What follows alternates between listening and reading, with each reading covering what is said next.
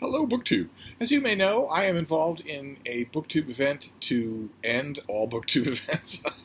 Not a euphemism in this case. This is GarbAugust. It was created by Ollie at Criminolly, and it is a BookTube event in August designed to celebrate trash, to read trash throughout the month of August. As I mentioned yesterday, reading trash forms a large part of what I do anyway. I read a large number of books, and a large number of the books I read end up being trash.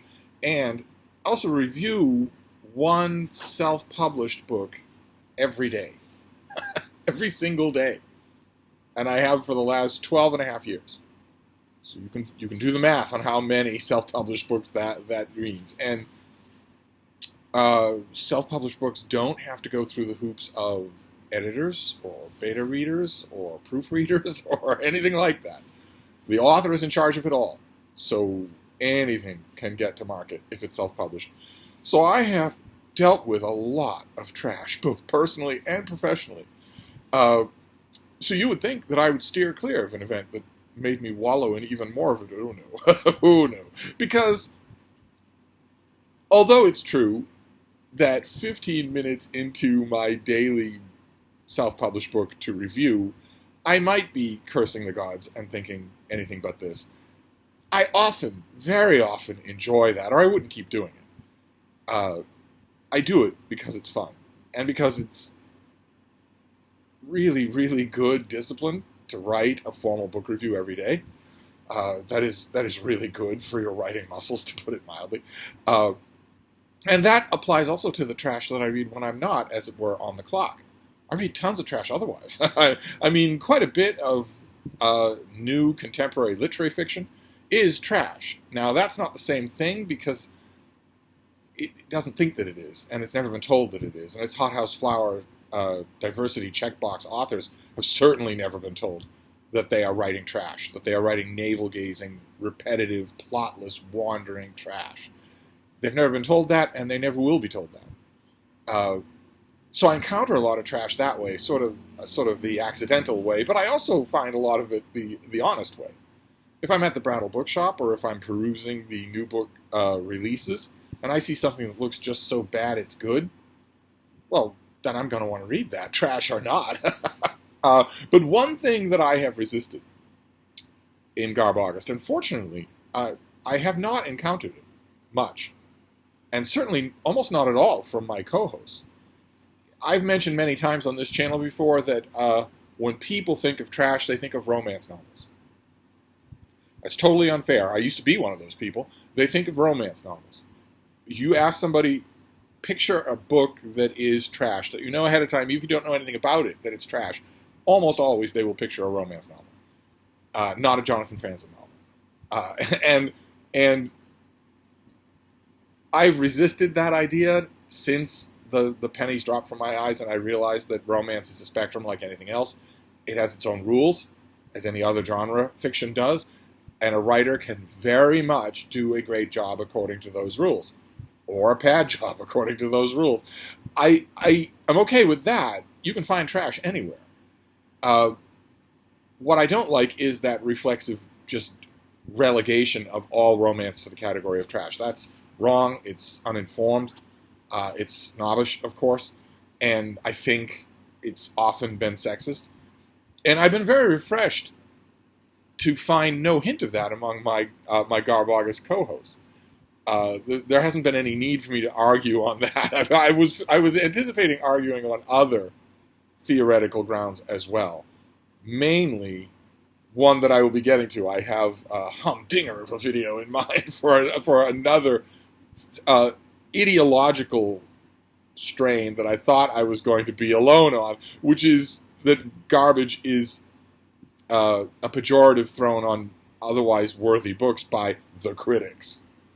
The critics have their noses in the air, they have their pinkies in the air. The critics are the ones who are looking down their noses at everybody and being all snobby about what's good and what's bad and setting all sorts of artificial rules. And of course, that would be a touchy ideological strain because I am a critic. But I haven't encountered much of that either. And I'm grateful for that. But just because I haven't encountered much of it doesn't mean I don't want to pick that fight. I certainly do. I'll never miss an opportunity to talk about what good and bad book criticism is or should be. But that's not the argument today. The argument today uh, brings us back to romance, at least of a kind, because some romance is trash. If a book only wants to, let's say, get a rise out of you, if it only wants to titillate you, if it only wants to thrill you with body counts or flying bullets, if it only wants to do that and nothing else, and it doesn't try to do anything else, and as I mentioned yesterday, all of the possibilities in its own plot are left unexplored, merely in order to deliver you the direct dopamine hits, that book is probably trash. And romance is guilty of that as any other genre. I know that there might be people out there, I'm hoping that none of them are watching my channel, but there might be people out there who would say, no, international contemporary literary fiction done by people who are not white men cannot be trash. I know there are people in the book community who think that. There are people in the book reviewing community who think that. It's nonsense. Any kind of book can be trash. There is no guarantee of talent. You are not guaranteed to be talented. Nor are you guaranteed if you have talent to have the same amount of talent as the next person. That is not a guarantee. Some things are inherent differences. Some things are not. So to get us back to the book that we're talking about today, I promise we won't talk about the book long. I don't think it can sustain long discussion. Talk about racking a butterfly. I encountered a book, book 2, and I immediately thought, well, if I don't read that for GarbAugust's, then I don't know what I'm doing in GarbAugust's. The book is by 2 authors writing under the pen name of Christy Sims. I don't think I would want to meet either one of these authors in a dark alley, much less both of them at the same time. And the book, book 2, is called Taken by the T-Rex. And I want to stress again, some romance novels are bad. Some romance novels are trash. This is the story of a young woman named Drin. She's lovely. Tall, athletic, beautiful, and scornful of her slothful and slovenly village mates in ye olden times. She has taken a mate. She's not much interested in taking a mate. She mainly goes out on hunts. These are subsistence hunters of a kind of Paleolithic caveman aspect. And their little village has been terrorized by a T-Rex. A Tyrannosaurus Rex. Some of you, especially the more scientifically inclined, are automatically now tilting your head like a German Shepherd who's heard French music for the first time. I understand. We will get to it. When the village is destroyed by this marauding T-Rex and a whole bunch of people are chomped, Drin urges the men in her tribe to sack up, as it were, grab their spears and flints and whatnots, and chase down this animal.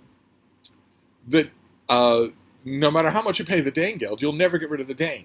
So what we have to do, the only solution here, is to hunt this thing down and kill it. Otherwise, it's never going to leave us alone. And they opt for discretion instead of valor. They don't listen to her. They decide to relocate. And the T-Rex finds them and starts wreaking havoc all over again. And that's when young Drin has had enough. The men in her tribe might not be up to the task of hunting and killing this thing, but she will do so. She will lure it into a tight canyon where its size and ferocious strength won't matter as much, and she will dispatch this monster herself. She becomes a kind of decupped Ahab. And so the chase begins. And in the course of the chase, something happens. Book 2. Something happens. Both in Drin's icy cold warrior heart, and also in the 5-chambered lightweight bird heart of the T-Rex. Suddenly, a a killing passion turns into a passion of a quite different kind. And it's mutual. And it's acted upon. Now, again, those of you out there who are scientifically minded, you've just managed to right your head and thought, willing suspension of disbelief, okay. And now you're doing it all over again because you're thinking, well, we don't know for sure. The fossil record is not very kind to organs that are mostly vascular. But it's almost certainly true that the T-Rex's little T-Rex would have been at least 6 feet long.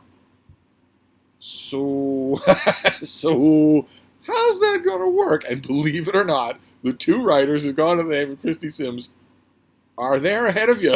They figured it out. They realized that there was a problem with their story. Now, bless their hearts, that's the problem that concerned them. Not all the other problems. That's the problem that concerned them because, of course, they know what kind of book they're writing. And when the chase is over, well, you can't have the two main characters look at each other, stop panting for a moment, and then say, well, this isn't going to work, is it? And then shake hands, even tiny little T-Rex hands, and go in separate directions. Now, when the moment comes, the killer asteroid has to strike, if you know what I mean. And they realize that, and bless them, they exercise literally the only creativity in this entire book in order to figure out a solution to that seemingly impossible logistical problem.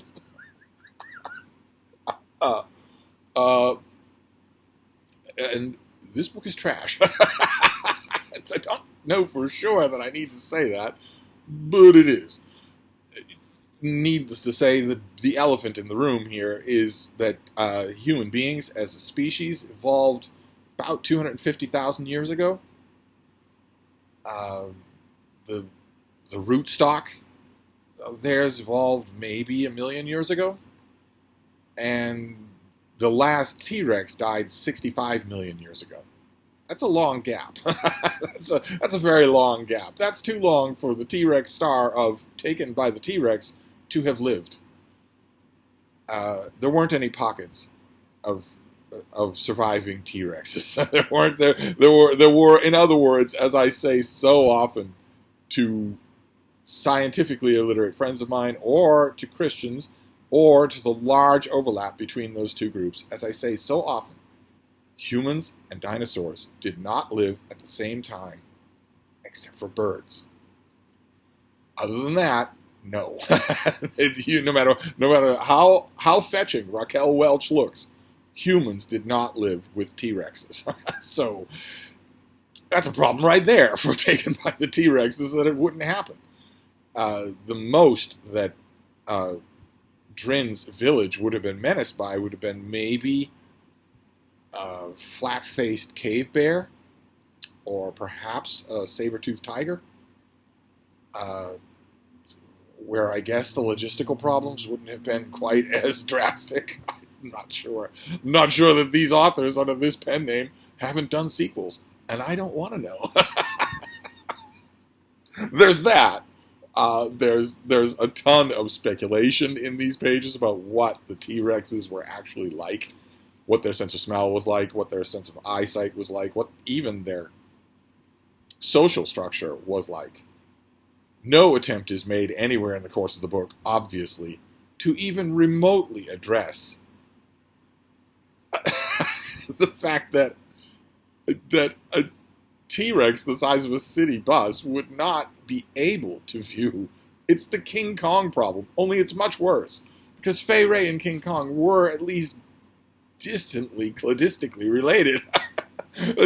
There's no way that a T-Rex would have had the change of heart that this T-Rex does. There's no way that the T-Rex would even have known to have that heart, even though we're told his eyesight is much better than a human's. He still wouldn't see anything sexual.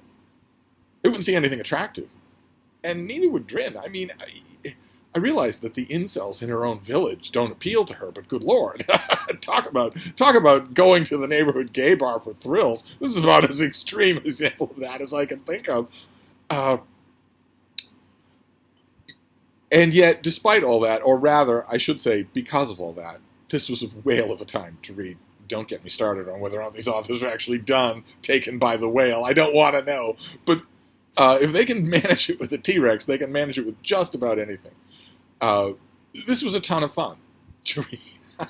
And I maintain, I don't know anything about these authors, but I maintain that the reason it's a ton of fun, I trust my instincts here, is that they're in on it. Like I mentioned the other day, they're in on it. They're in on the joke. They know they're writing trash. And so they can just have a ball. They can just have a ton of fun. And they do. 8 tons of fun, to be precise. So that's my pile of trash for today for GarbAugust's. I saw it, and I, much like Drin, could not resist.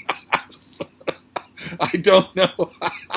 I don't know what tomorrow's garbage haul will be, but today's is, well, again, to echo a sentiment of Drin's, this is going to be a tough act to follow.